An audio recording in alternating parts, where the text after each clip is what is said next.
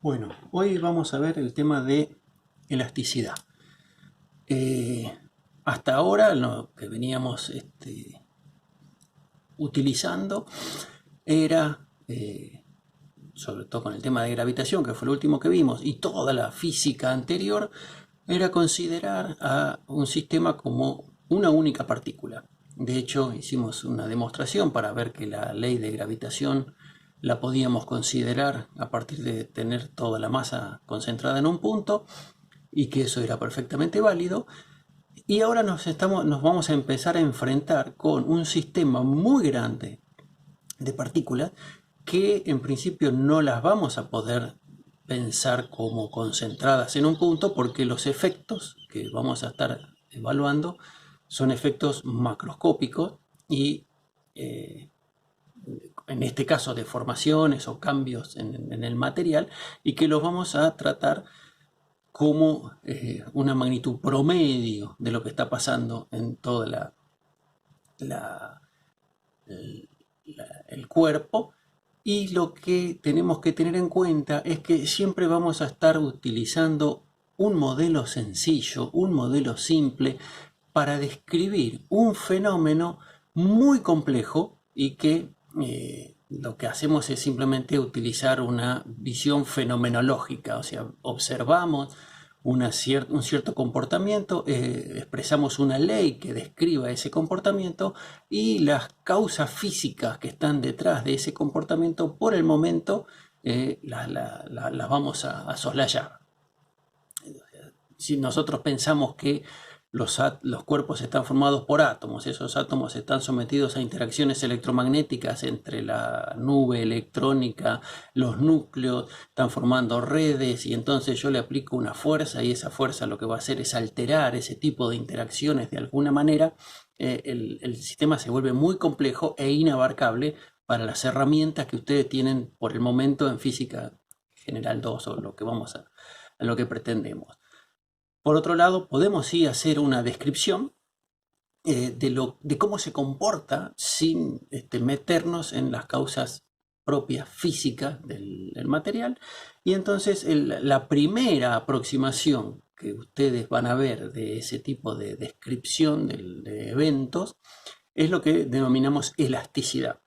Sí, elasticidad es simplemente, hasta ahora usted había usado cuerpo rígido, donde decían todas las partículas del cuerpo van a permanecer con la misma posición relativa y tenían el momento de inercia y calculaban eventualmente el centro de masa del cuerpo, pero lo que sucedía era que el cuerpo jamás cambiaba su forma. Entonces, si se sometía el cuerpo a un esfuerzo, el cuerpo o se trasladaba o rotaba, pero como un cuerpo rígido justamente. Lo que vamos a hacer ahora es relajar esa condición y el cuerpo podría eventualmente cambiar su forma. Cuando ustedes agarran una goma de borrar y le aplican algún tipo de esfuerzo sin que la goma se acelere para algún lado, la goma se deforma. Un ejemplo bien clásico es cuando tienen esas banditas elásticas, si les tiran, la bandita se deforma. Y lo que se observa en lo que se llaman los ensayos de elasticidad de los materiales es un diagrama típico como este que yo dibujé acá, donde en la medida que yo aumento el esfuerzo, fíjense que no estoy diciendo fuerza, estoy diciendo esfuerzo, ¿sí? Aumenta la deformación. Y tiene un régimen más o menos lineal, ¿sí? Que dependerá de la característica de cada material, y que en, en esta zona lineal, cuando yo disminuyo el esfuerzo, disminuye la deformación y llego nuevamente a mi material original, que sería el caso de la bandita elástica. Cuando ustedes la estiran un poco y la vuelven a su posición, la bandita sigue siendo la misma. Entonces estamos hablando de una deformación elástica. Va a llegar un punto, todos los materiales tienen un punto en el cual a partir de ahí ya la relación entre el esfuerzo y la deformación no es lineal y en algún momento se rompe. Y entonces ya no hay más relación entre el esfuerzo y la deformación. Nosotros, en el modelo simple que vamos a estudiar, nos vamos a quedar en esta zona. en la zona donde el esfuerzo y la deformación son proporcionales. Pero además de ser proporcionales, el material sigue siendo el mismo. No se produce una deformación plástica como la que tendríamos en esta zona, sino que estamos hablando solo de deformaciones elásticas.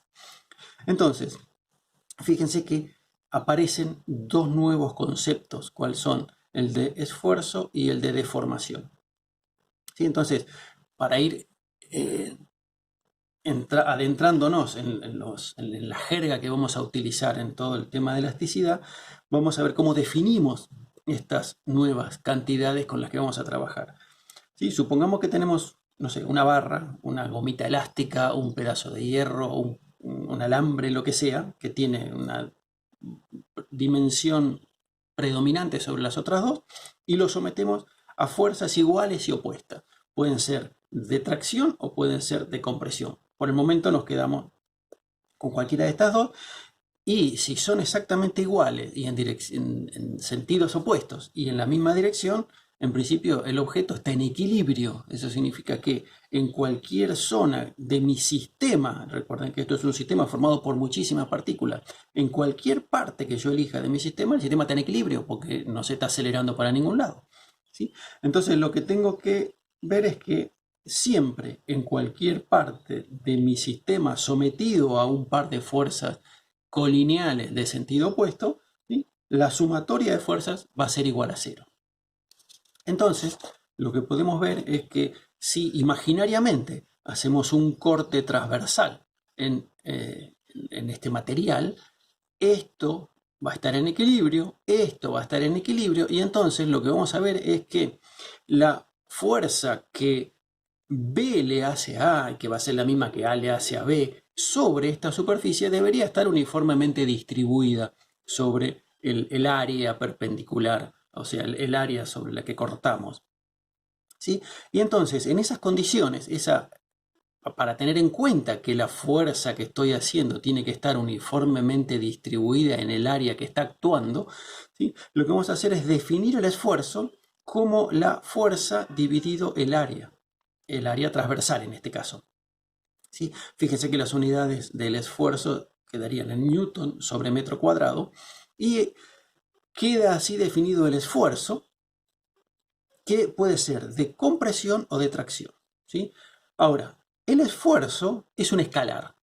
Yo acá, si quieren, podría poner un módulo para decir que estoy dividiendo el módulo de la fuerza, que si bien es un vector, divido su módulo, y el área, si la consideramos como vector, recuerden que el área podía tener, se le podía asignar un vector pensando en que sea perpendicular al área, y cuyo módulo sea igual a la superficie del área.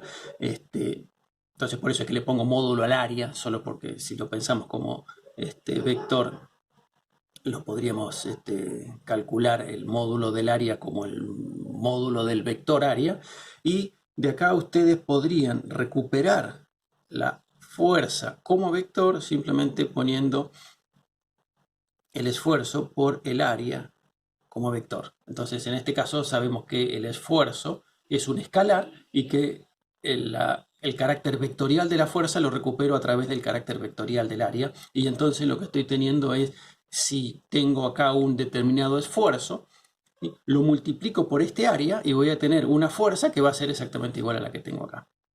Pero entonces, lo que nos interesa es que este valor escalar está caracterizándome el esfuerzo que está sufriendo el material en este área, ¿sí? Y dijimos que podía ser de compresión o de tracción, sea que lo empujamos,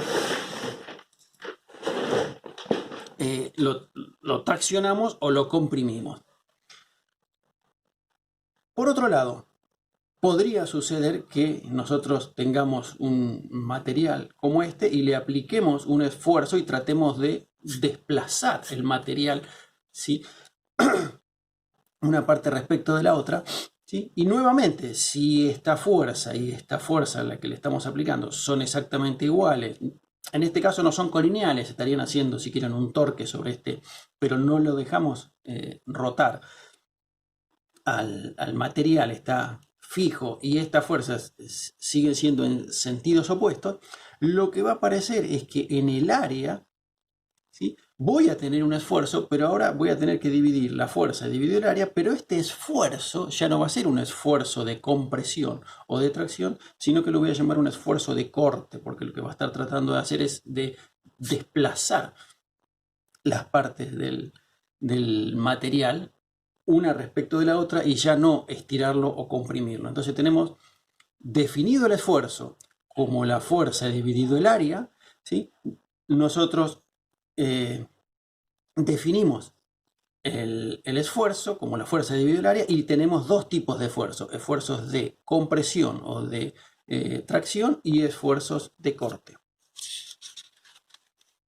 ¿Sí?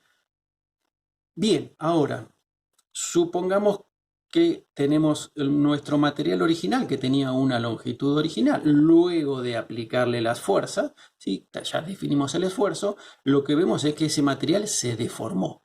Y no, recuerden que vamos a estar trabajando en la zona del ensayo que yo les mostré en la primera hoja, en la zona lineal, donde cuando desaparece esta fuerza, este material recupera su longitud original y vuelvo a tener el L0. Una manera de cuantificar esa deformación es ver, bueno, la diferencia entre la longitud que adquiere el material cuando está sometido a un esfuerzo y la longitud original que tenía.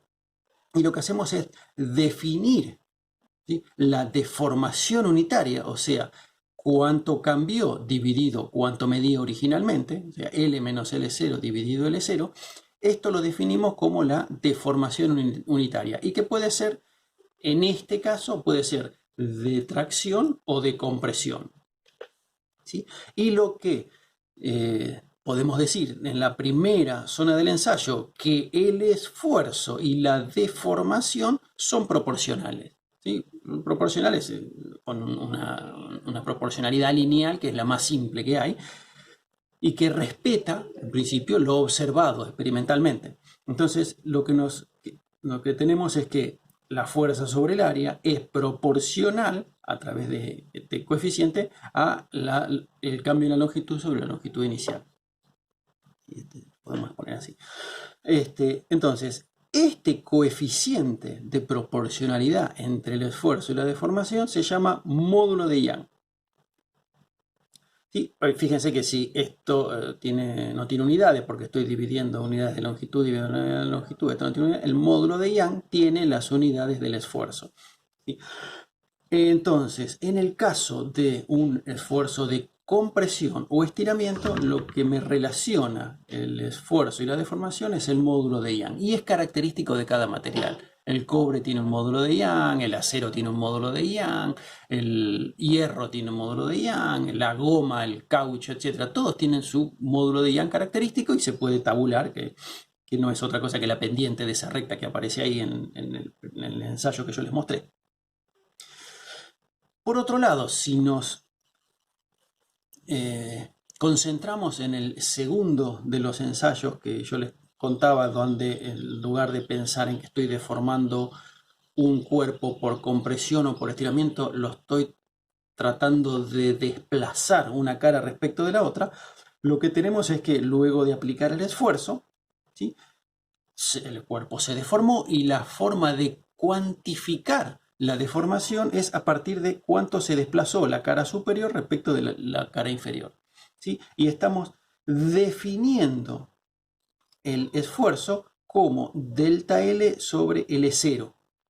Esta sería nuestra L0, este sería nuestro delta L, ¿sí? Fíjense que esto sería el cateto opuesto dividido el cateto adyacente de este ángulo que está acá, o podría estar vinculado con la tangente de este ángulo, pero lo que tenemos es que nuevamente en la zona lineal entre el esfuerzo y la deformación, en el caso de un ensayo de corte, lo que aparece es que está relacionado con otro parámetro, otro coeficiente que se llama módulo de corte. Entonces tenemos el módulo de Young para el estiramiento o la compresión y el módulo de corte para el esfuerzo de corte o esfuerzo de cizalladura o esfuerzo cortante.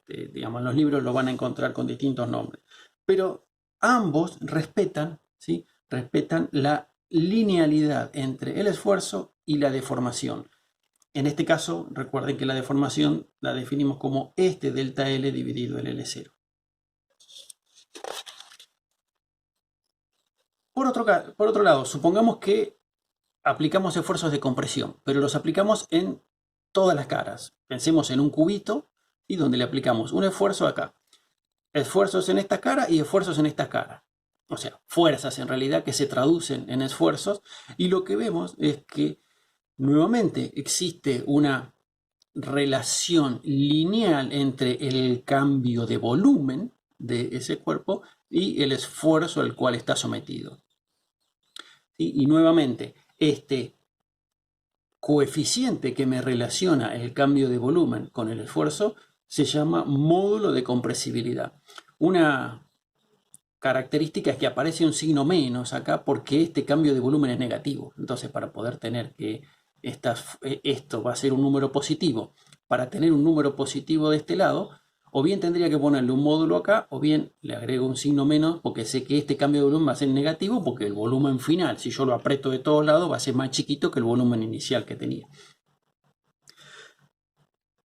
Además, por otro lado, la inversa de este módulo de compresibilidad se define como el coeficiente de compresibilidad. Hay algunos libros que trabajan con el coeficiente de compresibilidad, otros trabajan con el módulo de compresibilidad. La relación es que uno es el inverso del otro, ¿sí? Y entonces, si utilizáramos la misma expresión lineal para relacionar el esfuerzo y la deformación, pero en lugar de poner el módulo de compresibilidad pusiéramos el coeficiente y absorbiéramos este signo menos con el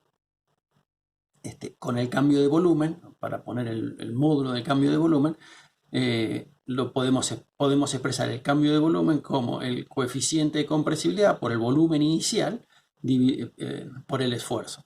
Esto, en muchos libros o en muchos ensayos, lo que se mide en realidad es esto, que es el coeficiente de compresibilidad, porque se mide cuánto cambia el volumen en función del esfuerzo y el volumen inicial.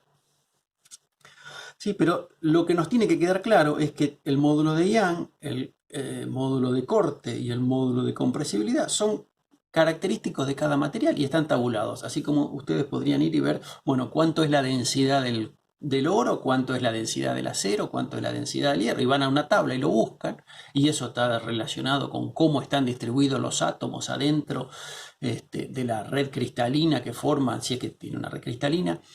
Pero no nos metemos con eso, es simplemente una magnitud macroscópica que me dice qué cantidad de masa tiene por unidad de volumen. Bueno, acá estamos, estos números en principio también son números fenomenológicos que me expresan de qué manera responde a los distintos tipos de esfuerzo un material sin que nos metamos en las causas físicas que podrían dar lugar a esa respuesta del material. Nosotros estamos simplemente viendo algo macroscópico, cómo responde el metal en su conjunto y a partir de una relación lineal y muy simple. Y habiendo introducido las deformaciones directas asociadas con los esfuerzos, lo que nos queda por ver es qué pasa cuando ustedes estiran la gomita. Ustedes tienen la bandita elástica, la estiran y lo que ven a simple vista es que la gomita se hace más finita. Quiere decir que aplicar un esfuerzo y deformar de manera directa una de las materiales, de manera indirecta está afectando a las dimensiones perpendiculares a las que se está aplicando el esfuerzo. ¿Sí? Y entonces aparece otro coeficiente que caracteriza mi material, que se llama el coeficiente de Poisson. Y que lo que hace el coeficiente de Poisson es relacionarme el cambio en las dimensiones perpendiculares a las cuales estoy aplicando el esfuerzo con el cambio sufrido, o sea, con la deformación en la dimensión en la cual sí estoy aplicando el esfuerzo. Y tiene un signo menos porque si acá yo lo alargo, entonces estas dimensiones perpendiculares se achican. Y si acá yo lo comprimo, entonces estas dimensiones perpendiculares se agrandan. Entonces tiene En el medio tienen un signo menos. Pero de vuelta, este coeficiente de Poisson me relaciona cuánto se deforma el objeto en las dimensiones perpendiculares a las cuales estoy aplicando el esfuerzo. ¿Sí? Entonces, veamos un ejemplo. Tengo un prisma de base rectangular. ¿Sí? Tendrá sus dimensiones iniciales, que son L0, A0 y B0 son las dimensiones perpendiculares a las cuales les voy a aplicar un esfuerzo. Supongamos que lo estiro, ¿sí? Entonces lo que tengo es que esta longitud va a estar afectada y la voy a poder calcular a partir de la relación entre el esfuerzo y la deformación y el módulo de Young de este material, de donde voy a poder rescatar el delta L sobre L0 como 1 dividido el módulo de Young por el esfuerzo. Y pensando en la definición del módulo de Poisson, yo sé que el cambio relativo de A, o sea, de una de las dimensiones perpendiculares, lo voy a poder expresar como menos el módulo de Young por delta L sobre L0, que es esto que tengo acá, y el cambio en la otra dimensión perpendicular también lo puedo expresar como menos el módulo de Young sobre delta L sobre L0. Y fíjense que si teníamos originalmente el volumen de nuestro cuerpo, que era A0 por B0 por L0, ahora el nuevo volumen lo podríamos calcular como L más delta L por A más delta A por B más delta B. ¿Sí? Entonces el volumen, si hago las propiedades distributivas acá, me va a quedar L0 por A0 por B0, que esto no es otra cosa que B0. Luego me va a quedar este por este por este por este por este, o sea, cosas que tienen un delta L, son orden delta L, más delta L o delta A o delta B, digamos, orden delta lineal, me van a quedar cosas que serán orden de delta L al cuadrado cuando multiplique, por ejemplo, este con este con este, o este con este con este, y cosas de delta L cubo, que es cuando surge el producto de este con este con este. Como estos deltas son magnitudes pequeñas, las tiro, no las tengo en cuenta, y entonces podría pensar que el B menos B0, o sea, el delta B, será A0 por B0 por delta L, más L0 por A0 por delta B, más L0 por B0 por delta A. Y si divido por el volumen inicial, que era L0 por A0 por B0, lo que recupero es que delta B sobre B0 me queda delta L sobre L0 más delta A sobre A0 más delta B sobre B0. Y estas cosas, fíjense que yo las puedo rescatar a partir de la definición del coeficiente de Poisson, cómo cambian las dimensiones perpendiculares, y me queda todo dependiendo de delta L sobre L0. Entonces me queda que el cambio relativo del volumen es 1 menos 2 veces el coeficiente de Poisson por delta L sobre L0. Y si delta L sobre L0 lo pongo como 1 sobre el módulo de Young por el esfuerzo, obtengo esto que está acá, que me dice cómo cambia el volumen como consecuencia de que yo le apliqué un esfuerzo de tracción. ¿Sí? Y aparece esta magnitud, que es 1 menos 2 veces sigma dividido el módulo de Young, que es el coeficiente que me relaciona el cambio de volumen con el esfuerzo cuando lo estoy estirando. Experimentalmente lo que se observa es que sigma es menor que un medio. ¿Sí? Entonces este número es más chiquito que 1. De modo que esto es positivo y lo que significa es que el cambio de volumen es positivo. O sea, yo lo estiro y el cambio de volumen aumenta y no se compensa con los achicamientos en las dimensiones perpendiculares.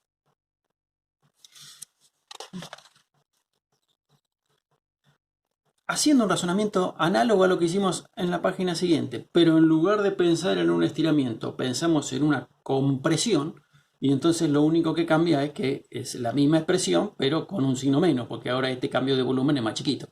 O sea, el cambio de volumen es negativo porque ahora sí lo estoy apretando. Y si bien yo lo aprieto en esta dimensión y se agranda en las dimensiones perpendiculares, ya vimos que dado que el coeficiente de Poisson es menor que un medio, entonces no no compensa el agrandamiento de las dimensiones perpendiculares al esfuerzo, no compensa para que el volumen permanezca constante. Entonces lo que tengo es que cuando el esfuerzo es de compresión, entonces tengo que el cambio de volumen viene dado por la misma presión, pero con un signo menor.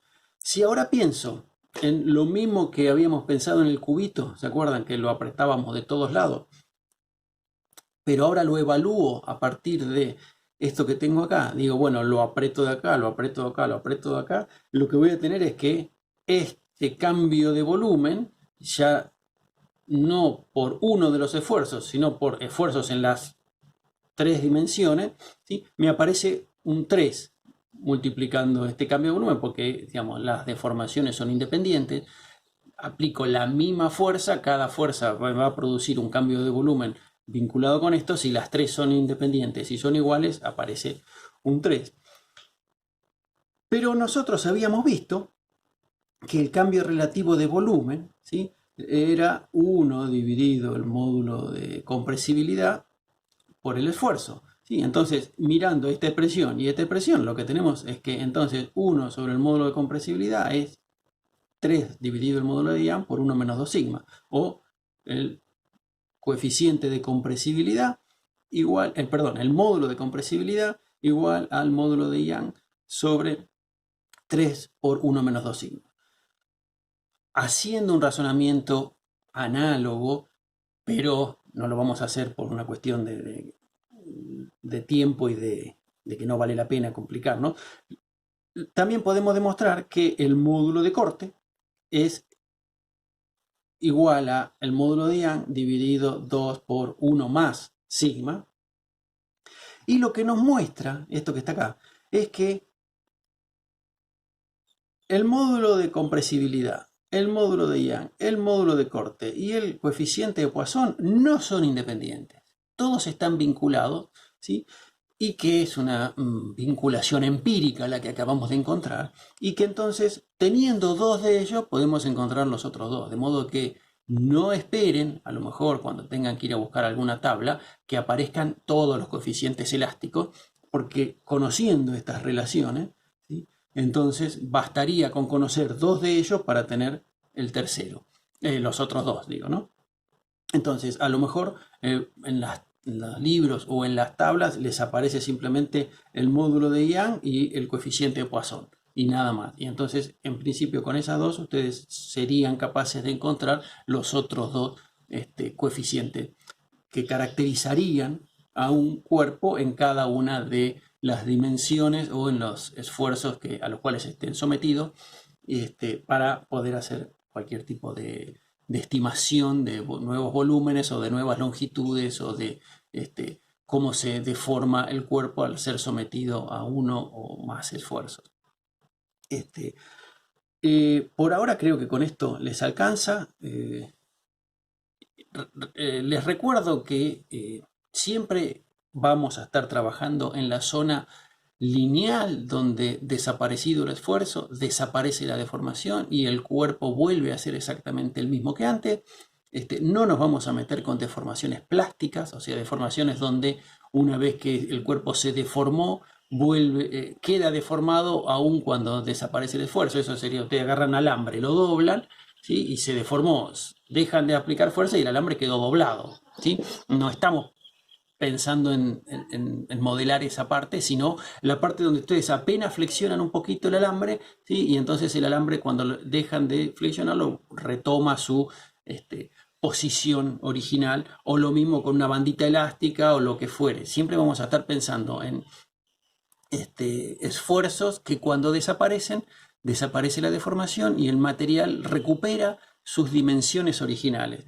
Y de nuevo les comento que esto es una descripción fenomenológica de algo que sucede y que en el fondo tienen en juego interacciones muy complejas que por el momento no estamos, con los elementos que tenemos ahora en Física 2, no estamos capacitados a poder describir, y que simplemente hacemos una descripción de toda la más simple, así como cuando modelaban la fuerza de roce, como mu por la normal, cuando sabían que En realidad lo que estaba viendo ahí detrás de la fuerza de roce eran interacciones entre la última capa de átomos de un elemento y la última capa de electrones de los átomos del otro elemento, y que si uno quisiera hacer una descripción exacta, bueno, sería extremadamente engorroso. Y entonces lo que hicimos fue, bueno, nada, lo pensamos como mu por n, y hacemos una descripción simple que sirve para una gran cantidad de casos, y habrá casos donde ese modelo simple no sirve, y con esto de la elasticidad pasa exactamente lo mismo. ¿Sí? Estamos haciendo una descripción de una cosa compleja con un modelo muy simple, ¿sí? Y que básicamente lo que estamos haciendo es relacionar esfuerzo y deformación. Bien, esto es todo. Después seguiremos con fluidos.